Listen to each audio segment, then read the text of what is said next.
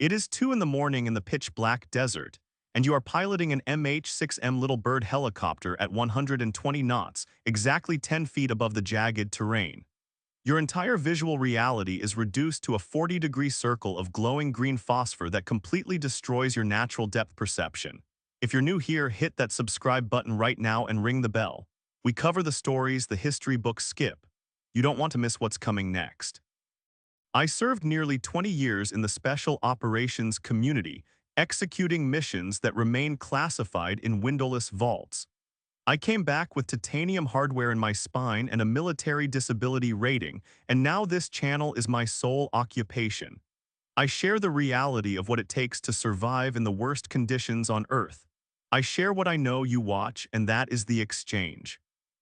Today we are stripping away the cinematic glamour of Special Operations Aviation to examine the brutal neurological mathematics of the 160th Special Operations Aviation Regiment. Known universally as the Night Stalkers, this unit is exclusively tasked with inserting and extracting Tier 1 operational assets deep behind enemy lines under the cover of absolute darkness. The civilian public views flying a helicopter as a mechanical skill of manipulating a cyclic stick and a collective pitch lever. The Department of Defense views Night Stalker pilots as biological supercomputers forced to process corrupted, incomplete visual data and output flawless kinetic decisions. The selection process to join this elite regiment is known as Green Platoon, conducted at Fort Campbell, Kentucky. The Army does not send novices to Green Platoon. Every candidate is already a fully qualified, highly experienced military aviator. The military has already spent millions of dollars teaching these officers and warrant officers how to fly conventional Black Hawks, Apache, and Chinooks. Green Platoon exists to completely deconstruct their conventional flying habits and test their cognitive breaking point. The instructors are not merely evaluating whether a candidate can physically fly a helicopter. They are evaluating whether the candidate's prefrontal cortex will shut down when their optical nerves are deliberately starved of spatial information. To understand the massive attrition rate of Green Platoon, you must first understand the physics of night vision goggles, or NVGs.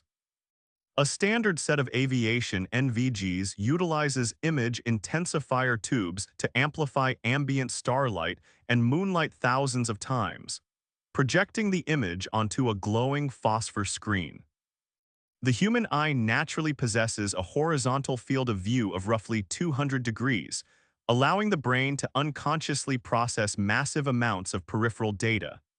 Aviation NVGs aggressively restrict this visual input to a narrow 40-degree cylinder.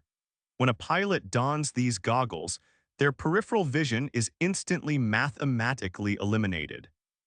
To see what is beside them or to check their instrument panel, the pilot must physically turn their head in constant, exhausting mechanical scanning patterns. If the pilot stops physically moving their neck, they enter a visual tunnel, completely losing spatial awareness of the aircraft's position relative to the ground. This constant physical scanning, combined with the heavy weight of the optical tubes pulling down on the front of the flight helmet, causes severe cervical spine degradation over a pilot's career. But the most dangerous physical limitation of the NVG is the total destruction of natural depth perception. The human brain relies heavily on binocular stereopsis, processing two slightly different angles from both eyes to instantly calculate the exact distance of an object. Night vision goggles project a flat, two-dimensional image directly into the retinas, completely erasing this natural biological function. A tree line that is 50 feet away looks exactly the same as a tree line that is 500 feet away. To survive in this two-dimensional green environment, the pilot must actively force their brain to rely entirely on monocular cues, such as motion parallax and geometric perspective. Motion parallax dictates that objects closer to the aircraft will appear to move through the narrow field of view much faster than objects in the distance. The pilot must consciously calculate the relative speed of a passing shadow to determine if a ridge line is an immediate threat or a distant background feature. This is not an instinctual reaction. It is a continuous, exhausting mathematical equation performed consciously by the prefrontal cortex while the aircraft travels at over 100 miles per hour. When ambient light levels drop significantly due to heavy cloud cover, the image intensifier tubes begin to fail, and the visual field fills with electronic noise known as scintillation. This static severely degrades visual acuity, completely hiding thin, highly lethal obstacles like radio antennas or heavy-duty wire cables. The margin for error in these optical calculations is practically non-existent. A Night Stalker operates at altitudes as low as 10 to 30 feet above the terrain to aggressively evade sophisticated enemy anti-aircraft radar systems.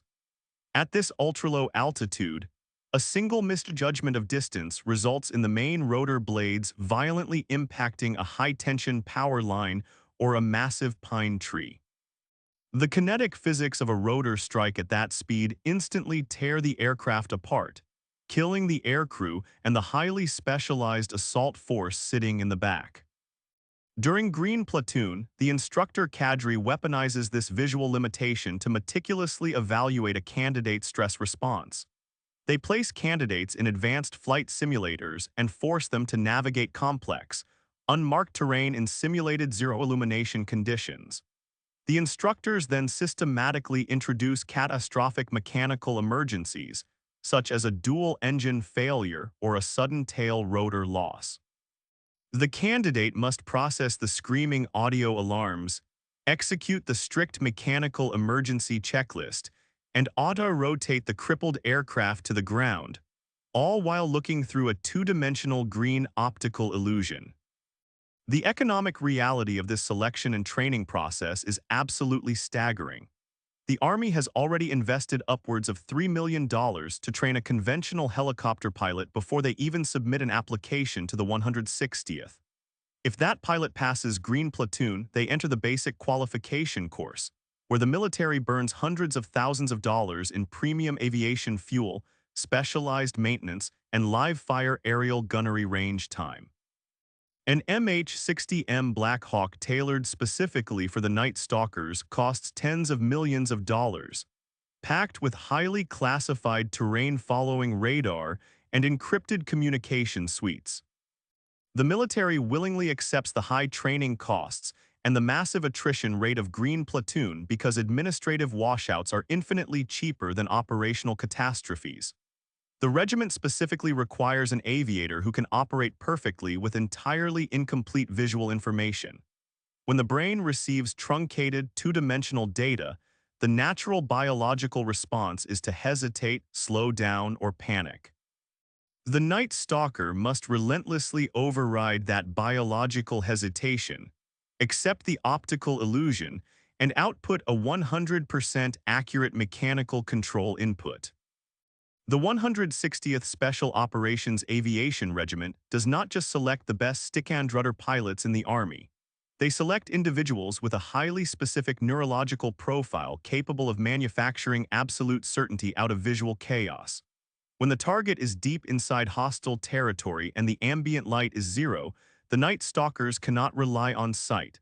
They rely on the brutal, disciplined mechanics forged in the dark. If this gave you a real picture of what it takes to fly for the 160th SOAR, hit the like button. Drop a comment. Have you ever operated under night vision goggles? What was the moment the lack of depth perception caught up with you? Share this with someone who thinks flying a helicopter is just about pushing a stick. They need to understand the brutal mathematics of the night.